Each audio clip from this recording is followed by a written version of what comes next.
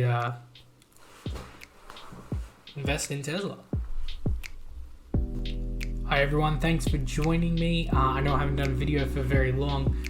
We've been in lockdown for a long time here. Obviously, I need a haircut pretty bad, and we've moved into a new house too. So I have my own sort of study set up now, which is pretty cool. So hopefully I'll be able to do a lot more videos. Obviously, the room could do with some improvements, but that'll come in time. Today we're going to talk about Tesla's Q3 financial results or financial breakdown. So I'm going to try and keep this pretty quick and simple. I just wanted to do an update myself and put a bit of my own opinion in there of what I saw and what I heard. So we'll go over it real quick. So the opening remarks wasn't actually Elon Musk on the call today, but the opening remarks from the team on the call was that just over 240,000 cars were delivered, which is 20% higher than last quarter and 70% higher than Q3 back in 2020.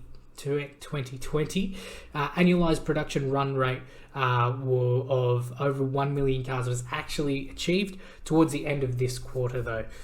Increase in production rate mostly thanks to further ramping of the Model Y in Tesla's Chinese factory, which is located in Shanghai.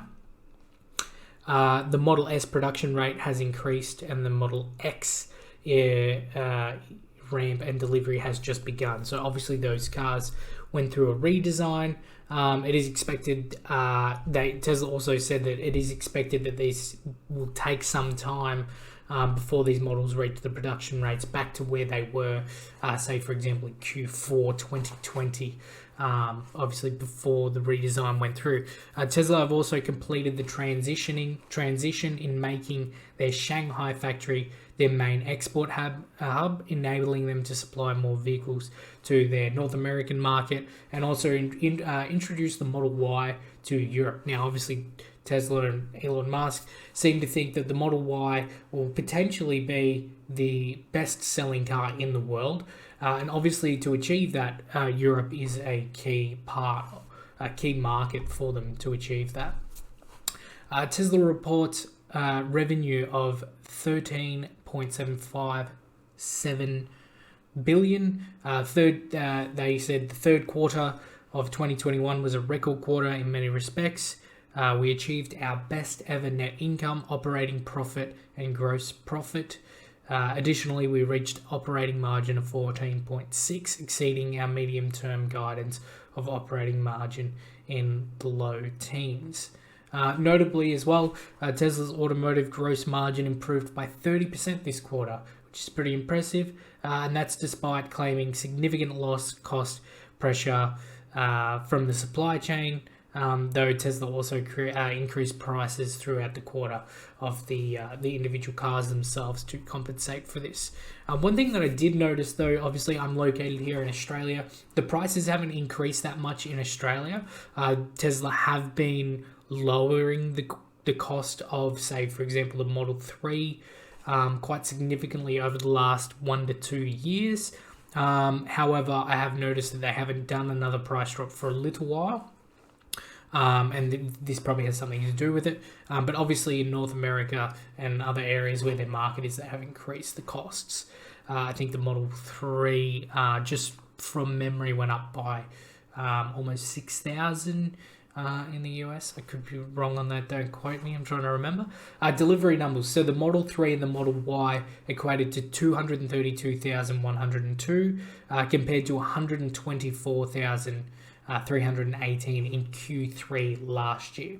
Now the Model S and Model X, remember these have gone through a redesign, equated to 9,289 compared to 15,275 in Q3 last year. So obviously quite dramatic drop. Now the Model S and the Model X deliveries were at 18,966 in Q4 last year before the redesign, and obviously they dropped down. I think they were actually under 2,000 at one point.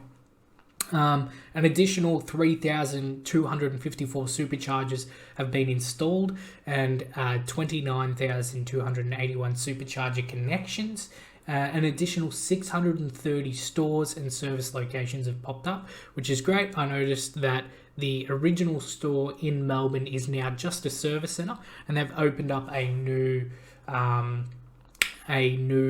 both, I believe it's both a service centre and a store in Brighton, which is pretty impressive. It's good to see. I did notice when I went to Adelaide a couple of years ago now, because of the lockdowns, we can't really leave. There wasn't a store in Adelaide, so I'd be interested to know if there is actually one there yet. Now, technology. In October, Tesla expanded their FSD, which is full self-driving, city streets beta to more drivers based on demonstrated driver safety, attentiveness measured through their safety scores. So you might have seen on Facebook or even on YouTube, other people basically you would click the button saying that you're interested in the beta, and then over a certain period of time, there would be a judge of your driving skills based on a score.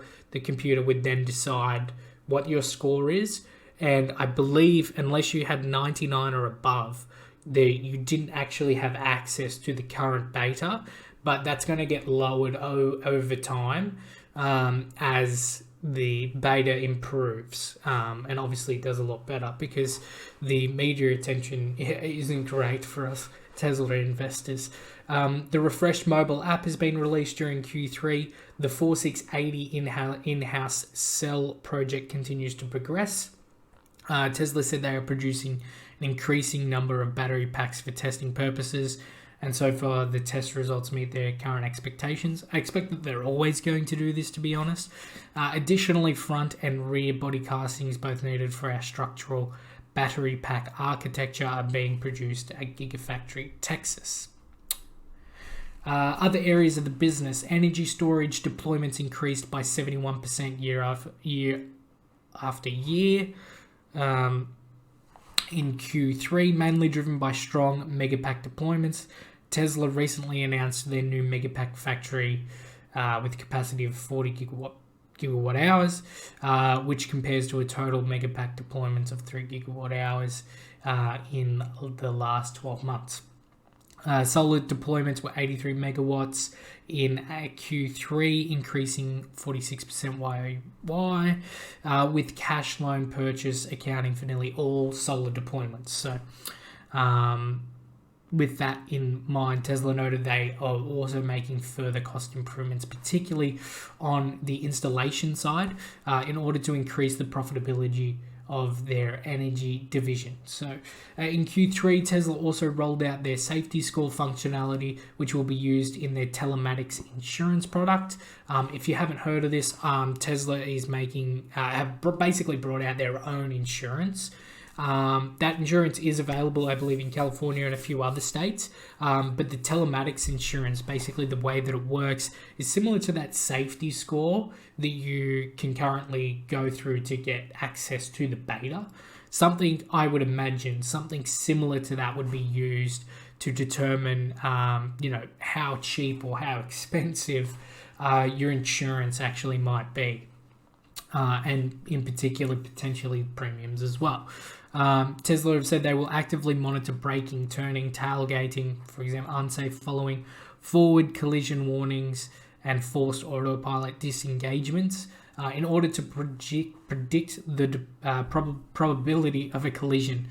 The system will continue to be fine-tuned as Tesla received more data. Tesla also launched their telematics insurance product in the first state of Texas in early of this month, October. Tesla believes their insurance premiums will be able to more accurately reflect chances of a collision than any other insurance product on the market. This is also making it more affordable for people to purchase a Tesla, thus expanding the market. Now, I'm not sure if you listened to the call, but if you listen to the call, they actually, one of the examples that they used is, if you look at a lot of insurance companies at the moment, and I know it's exactly the same in Australia, but obviously in America they were referring to, what they actually use to decide the price of your insurance or your insurance premiums is quite outdated information. So things are like, For example, do you have any criminal record history? Your court history?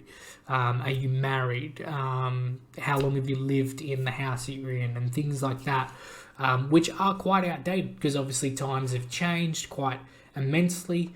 And I don't think many of those things, maybe some of them, but many of those things actually tell you how good or how bad of a driver that person is. And one thing that Tesla also highlighted in this call was that when you basically get insurance, your insurance could be quite high, quite costly, and that doesn't necessarily mean that you are not a good driver, or that you shouldn't, or that you don't deserve a discount.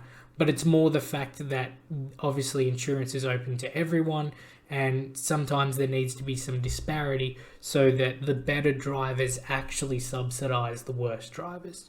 Now, Tesla obviously thinks that this is wrong and this is unfair, and they're obviously implementing this into their business plan or plan behind this product.